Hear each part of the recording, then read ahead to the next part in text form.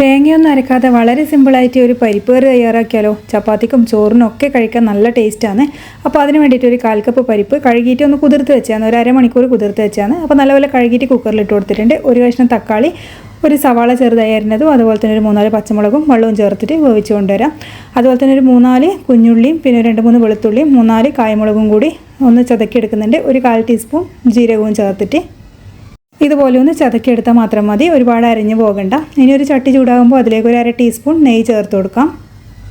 ഇനി അതിലേക്ക് നമുക്കൊരു 1/2 ടീസ്പൂൺ കടുക് ചേർത്ത് കൊടുക്കാം. അപ്പോൾ കടുക് പൊട്ടി വരുന്ന സമയത്ത് അതിലേക്ക് ഒരു 1-2 വറ്റൽമുളകും അതുപോലെ തന്നെ കുറച്ച് കറിവേപ്പിലയും ചേർത്ത് കൊടുക്കാം.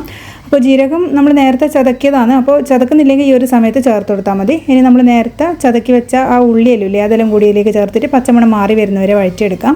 അതുപോലെ തന്നെ ഒരു 1/4 ടീസ്പൂൺ മഞ്ഞൾപ്പൊടിയും ചേർത്ത് കൊടുക്കുന്നുണ്ട്. നമ്മളിതിൽ ഇത് ചേർക്കുന്നില്ല, മുളക് പൊടി ചേർക്കുന്നില്ല, വറ്റൽമുളകൊന്നും ചതക്കിയെടുത്തില്ല, അതിൻ്റെ ഒരു മാത്രം മതി. അപ്പോൾ അതിൻ്റെ എല്ലാം ആ പച്ചമണം മാറി വരുന്ന സമയത്ത് നമ്മൾ വേവിച്ച് വെച്ച പരിപ്പും കൂടി ഇതിലേക്ക് ചേർത്ത് കൊടുക്കാം.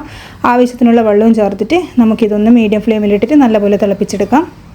അപ്പോൾ ഇത് ഒരുപാടങ്ങ് കുറുകി പോകണ്ട. അപ്പോൾ ഇങ്ങനെ ചപ്പാത്തിയൊക്കെ തയ്യാറാക്കുന്നുണ്ടെങ്കിൽ കുറച്ച് കുറുകിയാലും കുഴപ്പമില്ല. അപ്പോൾ ചോറിന് തയ്യാറാക്കുന്നെങ്കിൽ കുറച്ചൊരു ലൂസായിട്ടുള്ള കറിയായിരിക്കും നല്ല ടേസ്റ്റ് ആകുക. അപ്പോൾ മൂടി വെച്ചിട്ട് ഞാൻ ഇതൊന്ന് നല്ലപോലെ ഒന്ന് തിളപ്പിച്ചെടുക്കുന്നുണ്ട്.